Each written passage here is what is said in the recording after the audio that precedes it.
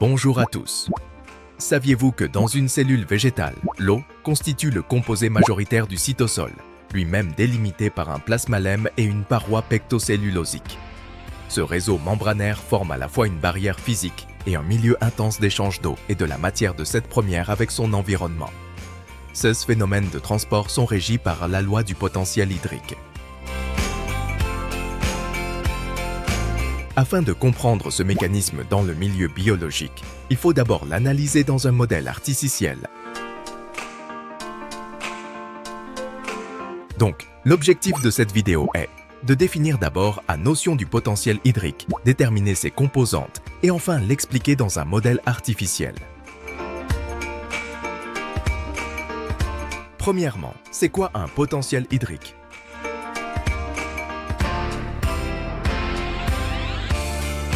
Si on considère deux compartiments, A et B, séparés par une membrane hémiperméable qui laisse passer l'eau et non le soluté, et contiennent uniquement de l'eau, les molécules d'eau se déplacent d'un compartiment à l'autre sans qu'il y ait un mouvement net d'eau. Nous signalons que par convention, le potentiel hydrique de l'eau pure à la température ambiante et à la pression atmosphérique est égal à 0.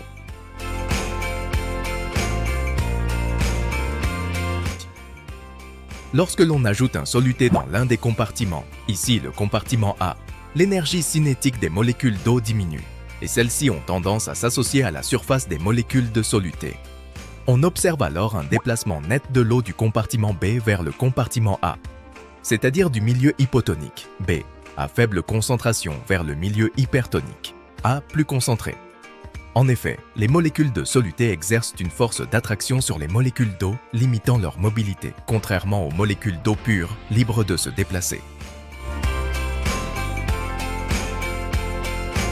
Nous concluons alors que les molécules d'eau se déplacent toujours du compartiment ayant le potentiel hydrique le plus élevé vers le compartiment ayant le potentiel hydrique le plus faible.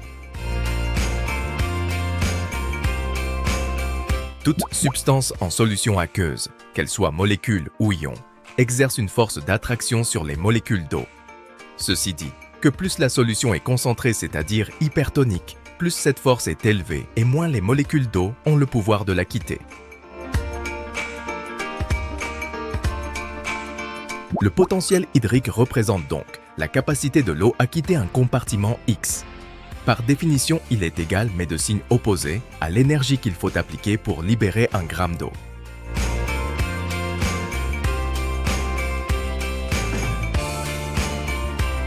Quelles sont alors les composantes qui déterminent le potentiel hydrique ?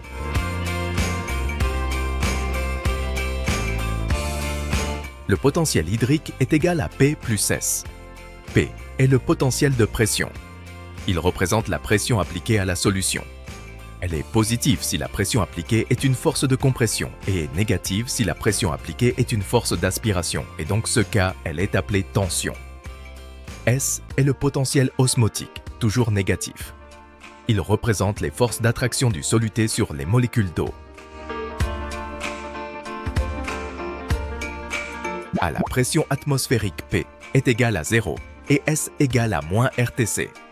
Avec R représente la constante des gaz parfaits en joules par mol, par degré Kelvin, T est la température en degrés Kelvin, et C est la concentration en mol par litre. Comment fonctionne le potentiel hydrique dans un modèle artificiel ? Si l'on considère un tube en U, dont le fond est séparé par une membrane hémiperméable formant deux compartiments remplis d'eau pure, la hauteur de l'eau reste égale dans les deux branches. En effet, le flux des molécules d'eau à travers la membrane est équilibré de part et d'autre, puisqu'aucun gradient de concentration n'est présent pour induire un déplacement net.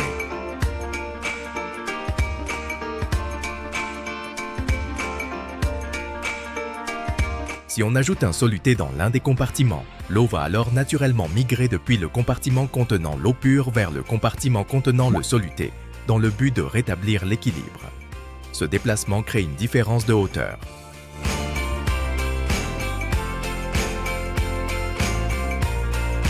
Si on applique une pression externe, positive, sur le compartiment contenant le soluté, l'eau est alors forcée à aller dans le sens opposé du flux naturel.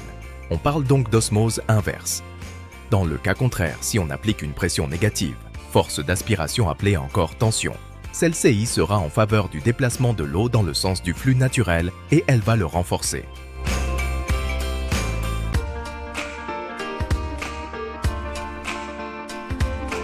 Ce modèle nous ouvre la porte vers la compréhension des échanges hydriques chez la cellule végétale.